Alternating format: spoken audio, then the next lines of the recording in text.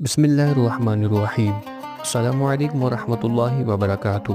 محترم دوستو، آج میں آپ کے لیے ایک اور نئی ویڈیو کے ساتھ حاضر ہوا ہوں۔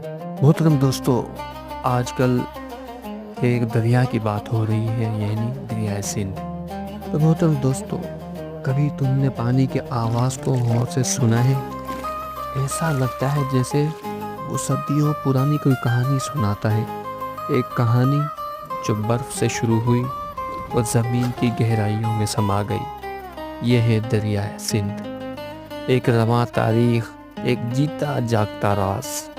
تبت کے بلند پہاڑوں میں جہاں فضا بھی خاموش سانس لیتی ہے، وہاں ایک مقام ہے سنگ خباب، یعنی شیر کا منہ۔ یہی وہ جگہ ہے جہاں دریائے سندھ جنم لیتا ہے، خاموش لیکن بے حد طاقتور۔ یہ دریا اب لداخ کے وادیوں سے گزر رہا ہے، پتھروں سے باتیں کرتا، وادیوں کو جھکاتا ہوا آگے بڑھتا ہے، کبھی دھیرے کبھی تیز۔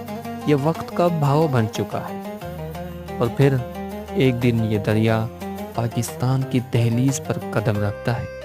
گلگت بلتستان میں پہاڑ اس کا استقبال کرتے ہیں اور دریا پاکستان کے دل میں اترنے لگتا ہے۔ راستے میں سنگی بن جاتے ہیں ہنزا، گلگت، کابل، سوات جیسے برسوں سے پچھڑے ہوئے رفیق، جو اب ایک ساتھ ایک ہی منزل کی طرف بہتے ہیں۔ پہاڑوں کو الوداع کہہ کر سندھ اب میدانوں میں اترتا ہے۔ تربیلا اسے گلے لگاتا ہے اور پنجاب کی زمین اسے اپنا رزق سمجھتی ہے۔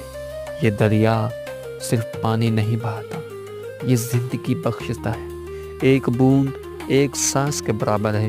یہ زمین کے زخموں پر مرہم ہے اور انسان کی بھوک کا مداوا۔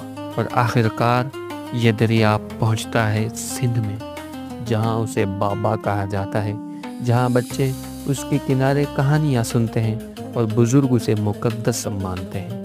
ایک طویل سفر کے بعد یہ دریا سمندر سے جا ملتا ہے، جیسے کوئی فقیر اپنے رب سے جا ملے۔